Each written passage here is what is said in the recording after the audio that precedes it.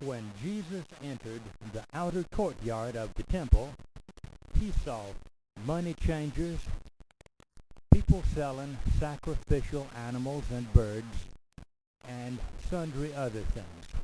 No problem.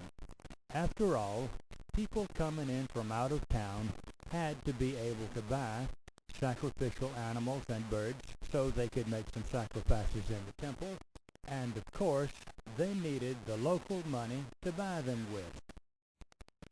But then, when Jesus entered the inner courtyard where the worshipers assemble, he saw the same goings-on going on. Big mistake. They were walking on Jesus' fighting side. It is written that my house will be a house of prayer for all people, but you have turned it into a nest of robbers. And then Jesus took off his belt and commenced whooping people with it. He turned over the money changers' tables, opened up the dovecotes and let all the birds out, and caused all kinds of commotion, scattering everything from there to next July. Now y'all might be wondering who allowed all those businessmen to carry on in the temple. The chief priest that year was a fellow named Caiaphas, but he was just a figurehead. The real power in the temple was his daddy-in-law, a guy named Annas, and no matter who was named chief priest for that year, Annas was the one in control. And those money changers and other businessmen were paying Annas and his family some good money for the privilege of doing what they were doing where they were doing it. Having set things right in the courtyard, Jesus started to head into the temple to set things right there too. Now, any Tom, Dick, and Harry was allowed to preach in those days, but you needed some kind of special authority to be a teacher. Just one moment. By what authority do you presume to teach? I will answer your question if you will answer a question of mine. The baptism of John, is it of God or of men? And then they began reasoning among themselves. Oh, blimey, if you say it's of God, he'll say, well, why didn't you listen to him? Yes, this is true. Oh, for goodness sake, but if we say it's of men, the people will stone us. They think that he was a prophet. Yes, this is also true. Well, it was pretty clear to them that Jesus had them up a tree. We don't know the answer to your question. Neither will I tell you from where my authority comes. From that moment on, nobody tried to stop Jesus from teaching. But some of them did make a serious effort to foul Jesus up with some tricky questions. The Sadducees did not believe in the resurrection or any kind of life after death. I say, old bean, I have a question. There were, hypothetically, 7 brothers. The first of the brothers took the wife, but unfortunately he died, shall we say, without issue. So the second brother, according to Mosaic law, took the widow as his wife, whereupon he died without issue. And then the third brother took her to wife, etc., etc., on through the 7th brother, who also died without issue. Now tell me, in the resurrection, whose wife is she? They all had her. It's you who do not understand. In the resurrection, there will be no marrying nor giving in marriage, but everyone will be like the angels in heaven. But of course, that is your opinion. I don't give opinions. Speaking of Moses, Didn't God say to Moses, I am the God of Abraham, Isaac, and Jacob? He is the God of the living, not of the dead. Well, the next people who came in to test Jesus were the Herodians. They liked politics, and they figured that they had just the right question to ask Jesus that would get him in trouble either with the Jews or with the Romans. I have a question for you, and I want you to make things perfectly clear. Is it lawful to pay taxes to Caesar? Very well. Show me your coin. Sure, here you go.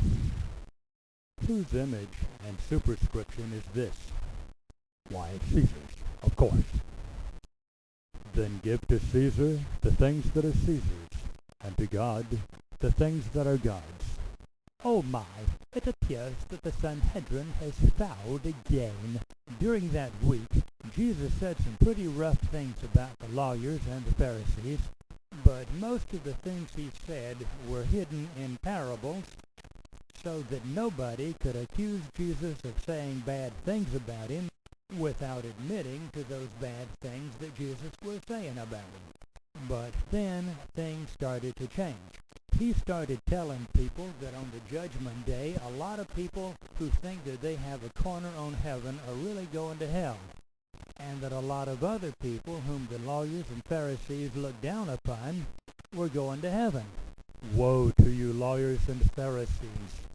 You shut people out of the kingdom of heaven, but you don't enter yourselves. Woe to you, lawyers and Pharisees! You devour widows' houses, and by pretense make long prayers. For that you will receive the greater damnation. Woe to you, lawyers and Pharisees!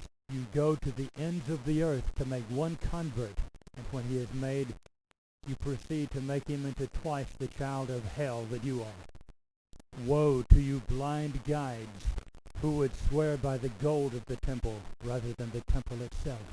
Which is greater, the gold of the temple or the temple that sanctifies it? Woe to you, lawyers and Pharisees, who confuse your own biases with God's will. You strain your wine when you pour it for fear of consuming a gnat, which is considered an unclean animal. But you swallow a camel by ignoring the weightier matters of law, such as judgment and mercy and faith. Woe to you, lawyers, Pharisees, hypocrites! You make clean the outside of the platter and the cup, but within they are filled with extortion and excess. Woe to you, lawyers, Pharisees, hypocrites! You are like whitewashed sepulchres, beautiful, white, and clean on the outside, but on the inside filled with dead men's bones and all corruption. Woe to you, lawyers, Pharisees, hypocrites! You build tombs and monuments honoring the prophets and other righteous people, but you're the ones who killed them. Their righteous blood will come upon your head in this generation. After Jesus had said all those things, it was pretty clear to the religious leaders that Jerusalem was not big enough for them and Jesus. After that outburst by Jesus, the chief priests, the elders, and all the other rulers of the Sanhedrin had an emergency meeting. There was only one issue on the agenda, and that's the same issue that you're facing today. What do we do about this man Jesus?